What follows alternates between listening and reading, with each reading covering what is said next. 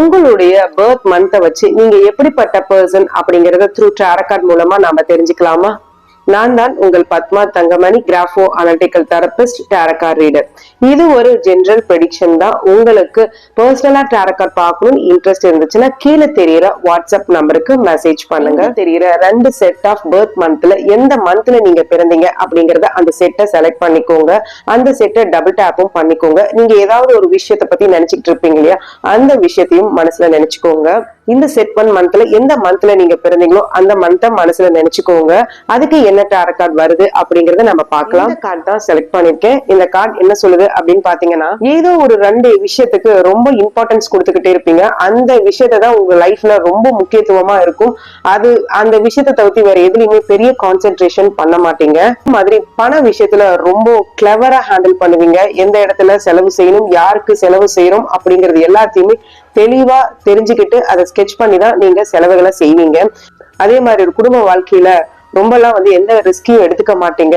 பொறுமையா இதை செய்யலாமா, இதை செய்யக்கூடாது, இதை செஞ்சா நம்ம லைஃபுக்கு பெனிஃபிட்டா அப்படிங்கறத எமோஷன்ஸை கூட மெஷர் பண்ணி தான் நீங்க வாழ்வீங்க. உங்க லைஃப்ல நியூ சேஞ்சஸ் ஏதாவது புதுசா வந்தா அந்த சேஞ்சஸை தயவு செஞ்சு அக்செப்ட் பண்ணிக்கோங்க. அதை நீங்க எந்த அளவுக்கு அக்செப்ட் பண்ணிக்கிறீங்களோ உங்க லைஃப்ல பெரிய சக்சஸை நீங்க மீட் பண்ணுவீங்க. அதே மாதிரி உங்களுக்கு அடிக்கடி நியூ ஆப்பர்ச்சுனிட்டிஸ் வந்துட்டு இருக்கும். ஆனா அந்த ஆப்பர்ச்சுனிட்டிஸை செலக்ட் பண்ணலாமா வேண்டாமா, இதை செலக்ட் பண்ணா நம்ம லைஃப் நல்லா இருக்குமா அப்படிங்கறது எல்லாத்தையுமே ரொம்ப யோசிச்சு வச்சுதான் செய்வீங்க. ஆனா நீங்க செல்ஃப் பிலீவ அதிகமா நம்புவீங்க. சோ செல்ஃப் பிலீவ் கரெக்டாவே இருக்கும். சோ நியூ ஆப்பர்ச்சுனிட்டிஸ் உங்க லைஃப்ல வந்தா தயவு செஞ்சு அதை அக்செப்ட் பண்ணுங்க. அது உங்க லைஃப்ல ஒரு பெரிய சக்சஸ கொடுக்கும். செட் 2ல இருக்கிற மந்த்ல ஏதாவது நீங்க பிறந்திருந்தீங்கன்னா அந்த மந்த்தை செலக்ட் பண்ணிக்கோங்க. அதுக்கு என்ன டாரோ கார்டு வருது அப்படிங்கறத பார்க்கலாம். இந்த கார்டு தான் செலக்ட் பண்ணிருக்கேன். இந்த கார்டு என்ன சொல்லுது அப்படின்னு பாத்தீங்கன்னா, முடிஞ்ச அளவுக்கு உங்க எமோஷன்ஸ் எல்லாத்தையும் கொஞ்சம் கண்ட்ரோலா வச்சுக்கோங்க. ஏன்னா எமோஷன்ஸ்னால உங்க லைஃப்ல நிறைய பிரச்சனைகள் வரும். சோ அது எந்த அளவுக்கு நீங்க கிளவரா ஹேண்டில் பண்றீங்களோ உங்க லைஃப் ரொம்ப நல்ல மாதிரி. முடிஞ்ச அளவுக்கு உங்க வீட்டுல இருக்கிறவங்களையும் மத்தவங்களையும் அண்டர்ஸ்டாண்ட் பண்ண ட்ரை பண்ணுங்க. நீங்க எந்த அளவுக்கு அவங்களை புரிஞ்சு வாழ்றீங்களோ அந்த அளவுக்கு தான் உங்க லைஃப் சந்தோஷமா இருக்கும். விஷயத்தை ஹேண்டில் பண்ணாலும் ரொம்ப பொறுமையா ஹேண்டில் பண்ணுங்க, மெச்சூரா ஹேண்டில் பண்ணுங்க.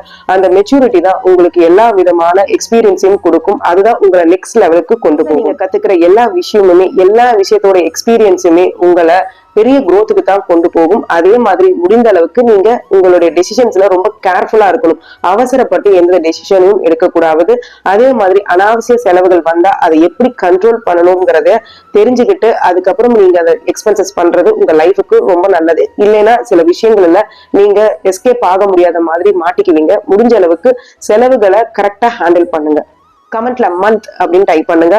மறக்காம நம்ம சேனலை சப்ஸ்கிரைப் பண்ணி ஃபாலோ பண்ணுங்க. தேங்க்ஸ் ஃபார் வாட்சிங். பாய்.